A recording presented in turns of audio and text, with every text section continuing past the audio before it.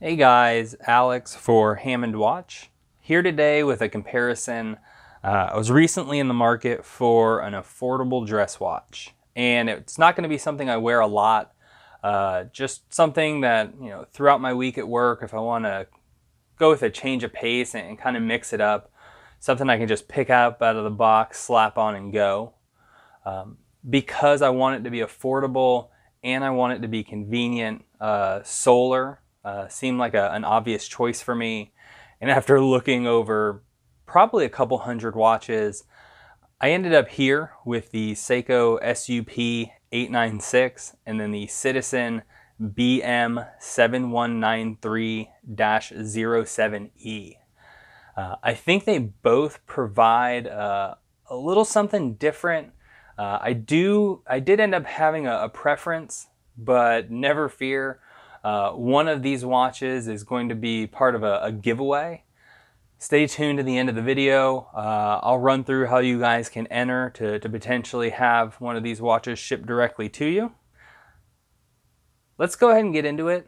The first watch I want to look at is the Citizen, and we'll just kind of run through some of the specs really quick. It's a rose gold tone case. It is 40 millimeters wide, so maybe not the traditional dress watch sizing. If I'm going to be honest, I would have preferred this at 36, 38. I like smaller watches. Today I'm wearing my 1601 36 millimeter daily wear for me. I just find them to be more comfortable. That said, 40 is not a problem.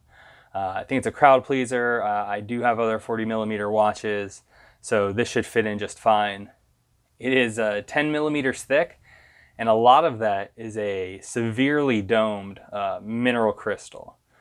Don't love mineral, but a huge fan of the dome. I think it really lends to that vintage aesthetic.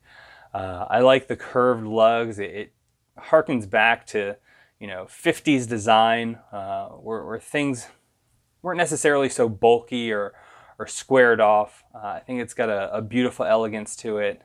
The strap is 22 millimeters, or the lugs rather, kind of makes it wear a little bit large. If you're a Bambino fan or somebody that does likes the vintage aesthetic but not the vintage sizing, this will be a great option for you. It's got just enough bulk, but is also very thin, so you don't have too much to worry about. 30 meters water resistant. This comes with the Echo Drive E111 movement. That's 180 day power reserve. It also has an insufficient charge warning, so it'll jump a few seconds if you start getting too low. The bad about it, to me, the size. I think it's a little bit too big for what it's trying to be. That said, certainly not a deal breaker. The other part that I feel weird about is you kind of get different tones. It's rose gold, but you can see the Citizen applied logo is a little bit different than the markers and the case. The tang buckle also feels to be just like a slightly different tone. Not a big deal. That one's kind of tricky to notice, but looking down at the dial, I certainly picked up on that logo being a little bit more red and a different shade. Doesn't bug me too much, especially at the price. You can get these for right around $100. If you go eBay and go used, like I did this one, you're looking at $50 to $65. I picked this one up for $50, and to be honest, I've certainly spent more money on worse watches in my day. Now let's have a quick look at it in a natural light situation so you guys can really see how it's going to look on your wrist. All right, sorry for the bugs and birds if you guys can hear them, but here's a nice natural light shot for you. I originally thought that the hands were kind of different colors, like one almost kind of green and the other more rose. They actually flip-flop. It's just the angles they're done at. I think it still looks killer on wrist. Obviously a different strap will do this thing much more justice. But let's get back inside and we'll have a look at that Seiko. All right, now let's have a look at this Seiko SUP896. Unlike the Citizen, we're gonna get a yellow gold toned case. It's a 28 millimeter, which might sound scary small to some of you. Rectangle watches, the sizing is not the same. That's why you see so many vintage and even newer Cartier tanks what would be considered a small size, but don't fit that way on the wrist, although it is meant to be a more petite fitting watch. It's 8 millimeters thick. You don't have the harsh dome that the Citizen has. You do have a nice little step, and as you can see, that Hardlex crystal is curved along with the case. I think it follows the lines very beautifully. 20 millimeter strap, which I feel is a little bit more appropriate. You're getting a little bit more water resistance with 50 meters water resistance. Also, Seiko caliber V115 is what powers this, and that's a 12-month power reserve, which is pretty impressive, especially, like I said, in looking for something that you don't ever have to worry about. You just pick it up, put it on, and go. I think it fits the bill beautifully. The bad with the watch, being a solar watch, a lot of times you'll find like really sunken date wheels. You'll find text that seems to float. This is no exception. The solar and the Seiko writing, you can just kind of barely see a shadow underneath it. That's really nitpicky, but it's something that I did notice in putting it on. Also, the movement. Now, 12-month power reserve, fantastic. Seiko quality, I love it. It's just, I've seen lower end Seiko movements that are solar go out after, a couple of years. I think that Citizen kind of holds the edge in longevity and quality. That being said, I wasn't able to really find very much on this specific movement having issues. So I wouldn't stress too much, especially at the price. I did pick this one up new at $99. Picked it up from a Joma shop. No affiliation. Just find good deals on cheaper watches there every now and then, and certainly roll the dice. The good is everything else. I love the sizing. It's more classical. The case reminds me of, it's not as much a Cartier tank homage. Seiko does an SUP880 that is kind of a straightforward Cartier tank ripoff.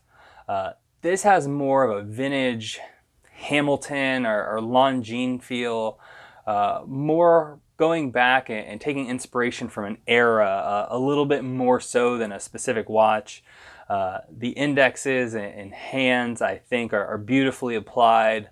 A little, Patek-esque in being super simple, but having some nice angles and finishing in there.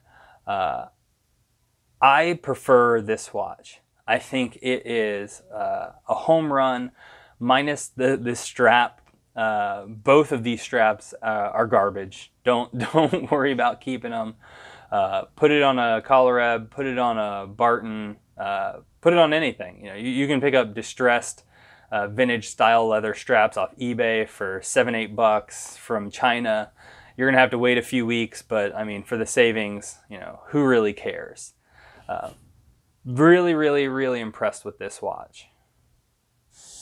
All right, here's the Seiko. As you can see, much more vintage in its sizing and kind of how it looks on wrist.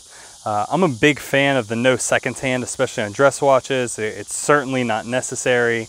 I feel everything is finished really good, but there you can see under Seiko and Solar that little bit of shadowing I was talking about. That said, this is 100% the winner for me. It's gonna fit my style a little bit better.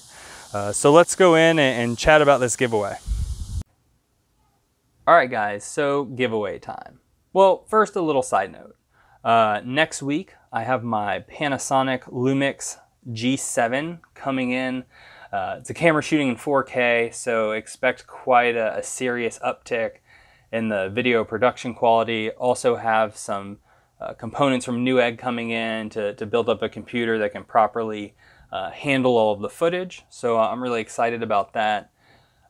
And deciding to keep the Seiko, I'm going to be giving the Citizen away to one lucky subscriber to enter. Subscribe if you're not already a subscriber. Comment down below. I got a lot of positive feedback off of the last giveaway with watches you guys want to see. This time I want to get negative. I want to know a watch or a watch brand that you guys think is overpriced, overhyped, gets too much airtime. You're just kind of sick of it. I have a few that pop right into mind. I think it's going to lead to some pretty fun and interesting discussions and feedback. I'm going to put a subscribe link right here to make it easy for you guys to go ahead and enter. Shoot the video a thumbs up. It certainly helps out the channel if you've enjoyed the content. We're going to let this thing run through the 20th, which is next Saturday.